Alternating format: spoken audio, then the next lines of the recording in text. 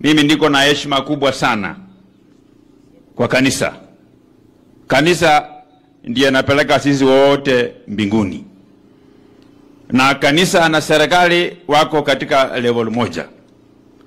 Kanisa ndio wakisema sisi tunasikia na tunafuata vile wao wanasema.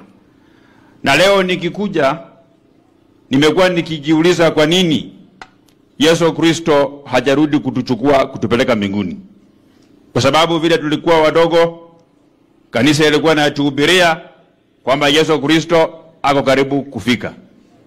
Sasa hii nimefika miaka karibu 40, bado tunasubiria Yesu hajafika, lakini naona anafika wakati wowote. Kwa hivyo kazi ya kanisa ni kutupatia sisi matumaini. Kanisa ikisema Yesu karibu anafika, sisi tunaamini hivyo na tunangojea. Lakini ile ambayo nimegundua kwa nini Yesu hajakuja ni kwa sababu ya unafiki ya sisi wanadamu. Ni kwa sababu ya hypocrisy ya sisi viongozi. Unapata kama ni chief mwenyewe anakunywa pombe, unapata askari pia ni mlevi, anahangaika na mlevi mwenzake anaenda kumfunga. Yesu hawezi rudi sahi. Afadhali askari ama chifu akamate mlevi na apeleke kwa kanisa aombewe aache kuwa ulevi, na yeye pia apige magoti hapo waombewe. Kwa sababu siku yenye parapanda italia kwamba walevi wapange laini hapa, uwe chifu atakuwa mbele, askari atakuwa mbele, hata nimejiri maswekesa baraza kwa hiyo laini nitakuwa kwa hiyo laini. So maneno kama hayo ndiye inafanya Yesu aweze rudi sahi. Jambo lingine ambayo inafanya Yesu aweze rudi sahi, juzi nimeangalia rais wetu ule wa zamani, Rais Uhuru Kenyatta. Alikuwa anawahutubia wa Kenya. Akasema ya kwamba serikali yetu hii ambayo inaongozwa na William Ruto hati haiheshimu vijana wa taifa la Kenya. Na alikuwa anaambia vijana wa taifa la Kenya kwamba vijana wa taifa la Kenya wasimame imara, watetee nchi yetu hii ya Kenya hadi kwa kutufukuza sisi kwa serikali. Huyo rais wa zamani Uhuru Kenyatta, wakati yeye alikuwa rais miaka 10, alimteua mzee Mudi Yaori akiwa na miaka 91 kuwa chairman ya Sports Fund. Wakati aliulizwa na Wakenya, mbona umemchagua mzee wa miaka 91? Akasema vijana ni waizi, wako corrupt, wanaiba pesa, kwa hivyo afadhali nichague mzee wa miaka 91 kuliko nichague kijana.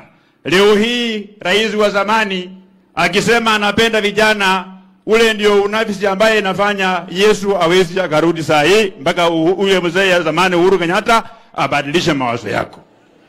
Sisi kama serikali tumekubali kwamba we can be lectured by anybody from everywhere, ili tuweke bidii tufanye wananchi hawa kazi.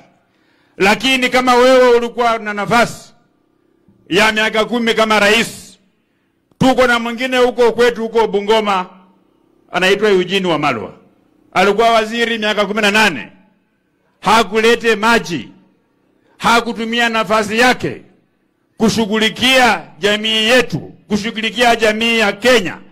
Lakini saa hii anatupiga lecture vile serikali inafaa kuongozwa, na wao walikuwa na nafasi. Kwa sababu ya unafiki huo, Yesu Kristo hawezi rudi saa hii, kwa sababu akirudi atapata wenye dhambi wengi, atakosa kuchukua watu kupeleka mbinguni. Ndio maana na ngoja ndio tubadilishe mawazo yetu ndio Yesu arudi kuchukua.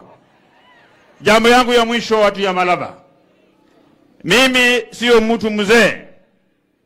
Mimi ni kijana ya miaka kidogo.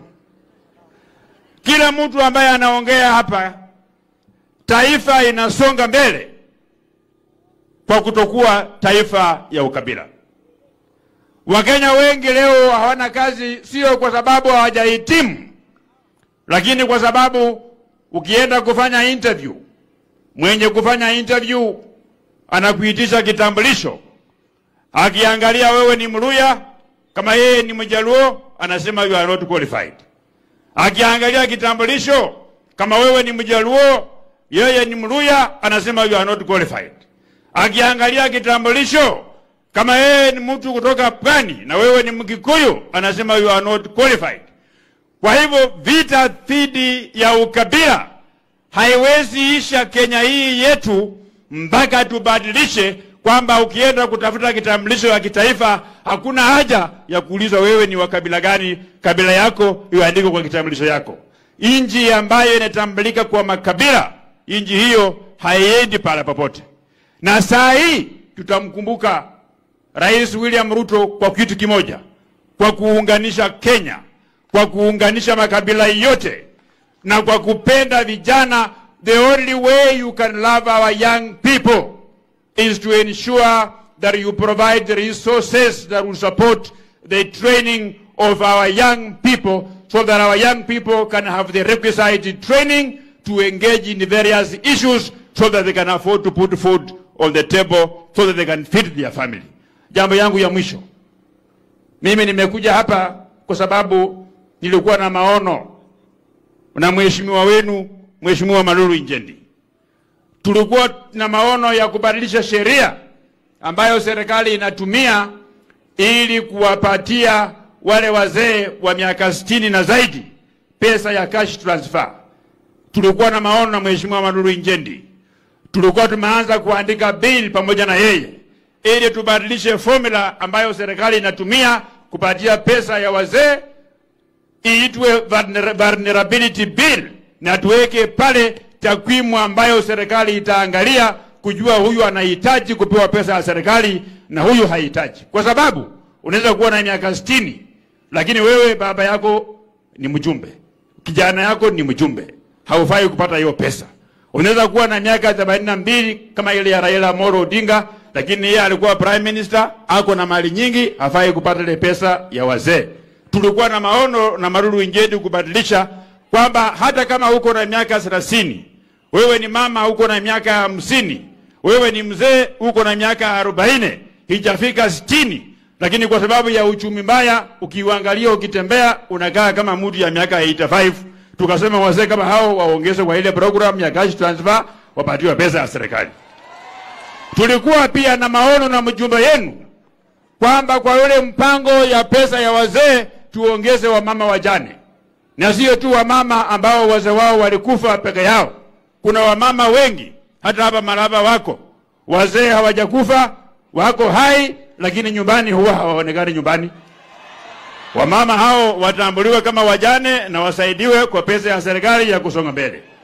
Sasa nawaomba mkienda kupiga kura ya kuchagua mjumbe ambaye atakuja kuchukua viatu ya Malulu Injendi, munipatie mjumbe ambaye tutashikana na yeye ili tuendeleze hiyo bill mpaka ishinde, ndio Kenya hii yetu ibadilike. Mungu awabariki.